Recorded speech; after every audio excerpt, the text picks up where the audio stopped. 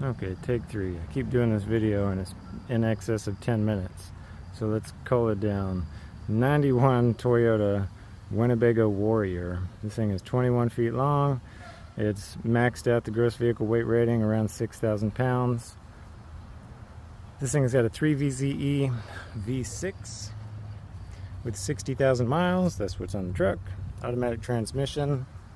That's air conditioner's R12. You cannot get R12 anymore. I've got the little conversion doohickeys to go to R134A, which you can get off the shelf at the auto parts store for about $15 a can. This system is going to require 2 cans, 1.5 really, but so that needs to be done to have cold AC. Right now it's just kind of cool. Anyway, so these things, the home is made with some aluminum tubing, forms a skeleton. There's foam board in the middle that makes a wall, like 1-inch thick, rigid foam board. This Phylon fiberglass siding gets glued to the outside. Your interior paneling gets glued to the inside, and voila, you have a wall. You've made a motorhome. The only problem with that, this thing is 30 years old. When you get water intrusion, like if that molding on the top fails, these things, you're driving a house down the highway. It's like putting your home through a tornado or an earthquake every time you get in it. They just require maintenance. They're not going to last forever without some maintenance. So what happens, you can get water in there and it starts to separate the paneling from the foam, so you get a void.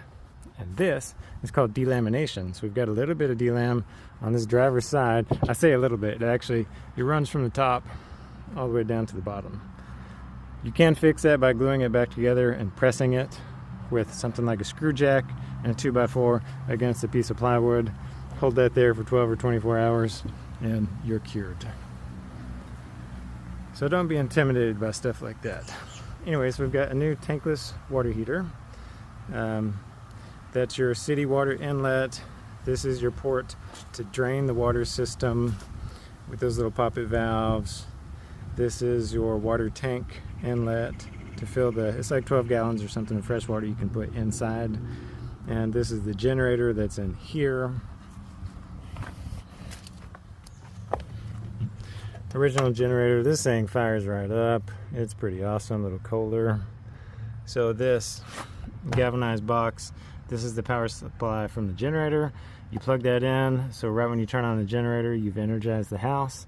You can unplug this and plug it into your shore power whenever you get to your campsite and don't use your generator, and then you'll still be energizing the house. And the converter that's inside is offering both 12 volts and 110. Spare tire on the back. There's no tow receiver hitch on these things. That would be negligent and overweight. Here's your warning. Basically that says, I'm heavy, don't make me heavier. We've got auxiliary shower with hot and cold. Propane tank. This was just a fresh air vent for the gas refrigerator, which is no longer in the rig. 110, outside plug. Gasoline goes in there. Your deep cycle battery, your house battery goes in there. Got a new battery in there. I did put a Fiamma F80S awning up there. I was kind of bummed. Brand new, 2,000 bucks. Stick it up there, storm blows through, collapses the thing. So now I've got this bent arm. Actually, the arm's not really bent, it's the hinge in there. But Fiamma will only sell you the arm, which is 220 bucks. It still goes in and out, you just have to fight it. So we've got a basically out of the box futon. It just fit correctly. So you've got a couch and you can fold the back down to make a bed. Got a new mattress up here with a waterproof cover. There would normally be a dinette here, so 2 booths and a table to fold down to make roughly a twin size bed. So something needs to be put back there. Just a 110 residential fridge here. Just a Home Depot variety. Brand new. Previous owner just gutted the thing basically. Said that the first owners were living in it and weren't necessarily super clean. So I rebuilt some of this stuff. New toilet, new shower in here, paneling on the wall, and shower pan on the floor. Just like basic RV type fixtures. We've got new vent hood. There's no gas oven in here, so I put a toaster oven up there We got the level check to tell you, how much stuff you've got in here. This is your controller for the water heater, so you can set the temperature. 2-burner gas stove, glacier-based sink, collapsible faucet, built-in soap dispenser. That's pretty cool. These are basically just access for the water heater, your plumbing, stuff like that. There's the propane furnace down there. I've not checked that because this is Texas and it's summertime, and why would I turn that thing on? I don't know if it works. This cabinetry, I think the previous owner made up, is just plywood. It's not real straight, so probably needs new cabinet doors and stuff. This thing is about 6'1" inside, so I'm 6 foot, wearing shoes. I can walk in here, my hair just touches the ceiling. Original Toyota cab in here. Nice and clean. Seat covers have been on the seats for a while. They're cloth seats. The radio does not work. Like I said, the air conditioner is R12. It blows cool, not cold. So it's going to need that conversion done to it.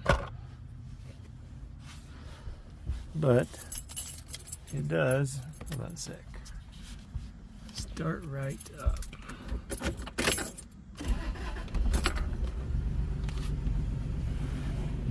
So the check engine light is on, and I have diagnosed that with the almighty pre-OBD2 diagnostic tool. Piece of wire. You can use a paper clip, whatever. I'll show you that in a sec. OBD2 just means onboard diagnostics version 2. That started internationally in 1995, basically. So 94, before 94, each manufacturer was doing what they wanted for diagnostics. On a Toyota, you can use a paper clip or whatever. You jam it in certain ports under the hood. It'll make that blink a certain number of times. You look that up. You know what the problem is.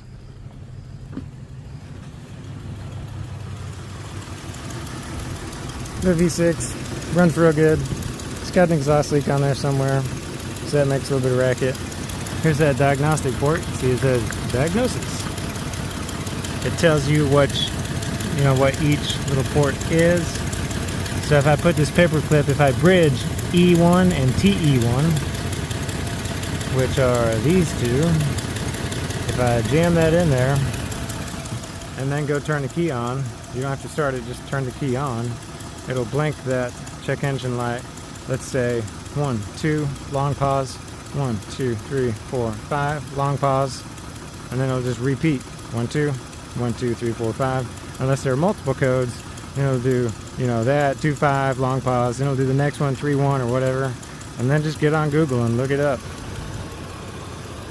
Since this thing sat for 4 years, it's probably got some sludge in the fuel filter from that 4-year-old gas, which is probably causing the lean condition, but it still runs good.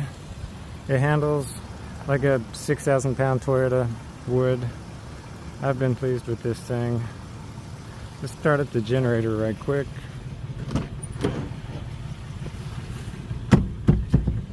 So here's your controls. You can pull that out to choke it. Oh, wait.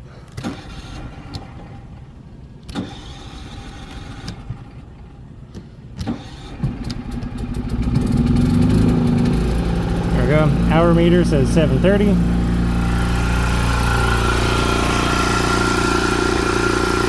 And that'll just run all day. It pulls gasoline out of the gas tank. So you can drive with that thing on while you're going down the road. Keep your refrigerator cold. Turn on the cabin air conditioner. Use the toaster oven, whatever you want to do. All in all, it's a pretty clean rig.